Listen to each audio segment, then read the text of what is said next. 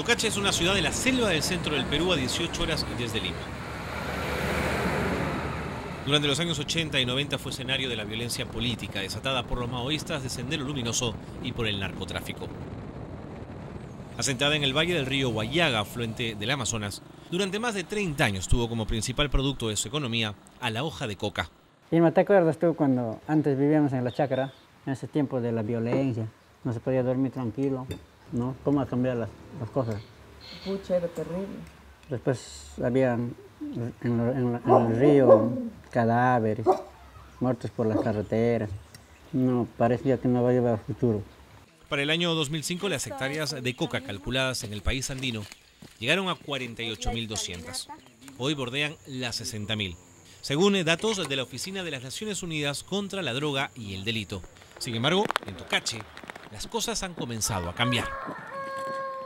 Yo no quisiera volver a las épocas de la coca. En ese tiempo todo el mundo tenía coca, todos.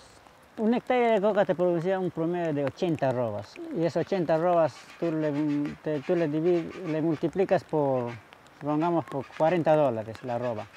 Ya son $3.200 cada 3 meses que te daba esa parcela.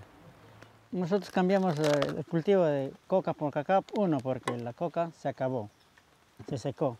Vinieron unos técnicos a dar asistencia, a promover, pues, más que nada el cultivo de cacao. Y algunos todavía incrédulos, nadie, pues, ni yo no sembré.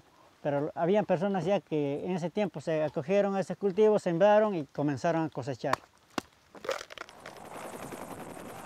Desde inicios de los 90, la política estatal, reforzada por los intereses estadounidenses en la zona, centró en la erradicación de la hoja de coca la forma de afrontar el problema. Sin embargo, hizo falta otros componentes para que finalmente los campesinos del Huallaga abandonaran los cultivos ilícitos. El modelo Tocache o modelo San Martín ha sido producto de la confluencia de varios factores. Uno, una erradicación sostenida desde el año 2003 hasta adelante, pese al rechazo de los cocaleros. Dos, a un gran o importante control de los insumos químicos. Tres, a un proceso muy importante de destrucción de pozas, laboratorios. Hola, profe, ¿qué tal? ¿Cómo está? ¿Cómo va la cosecha? Está cosechando, pues. Hay un cambio profundo en todos nuestros agricultores, ¿no? Antes pensábamos diferente, ahora ya pensamos en otros productos alternativos y en algo lícito, que no tenemos problemas con nadie. Bueno, Salomón, ha sido un gusto saludar. Nos estamos viendo en el aniversario. Muy bien, profe. Chao, gusto de recibirte en mi fundito.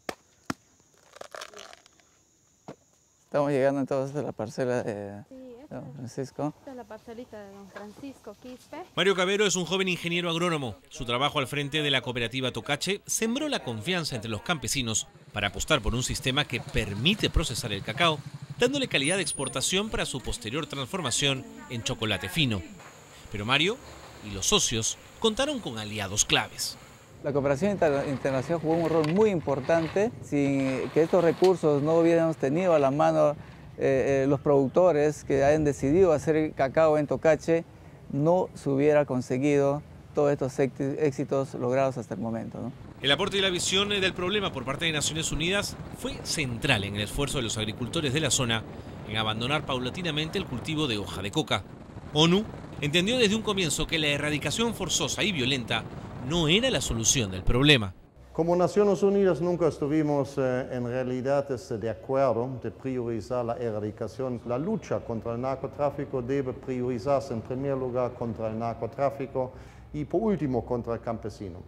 Gracias al desarrollo alternativo, las mazorcas de cacao fueron reemplazando poco a poco a los cocales hasta casi extinguirlos en la zona. Esto ya es realmente una rareza, no se ve. Están de cierto modo alejadas de las ciudades o de la ciudad, pero sin embargo ya es muy mínimo, ¿no? Casi esto ya puede dar una cosecha más y desaparece, ¿no? ¿Cómo es posible que programas tan exitosos no hayan podido evitar que en el año 2010, en el Perú, se duplicaran las hectáreas de hoja de coca llegando a las 60.000?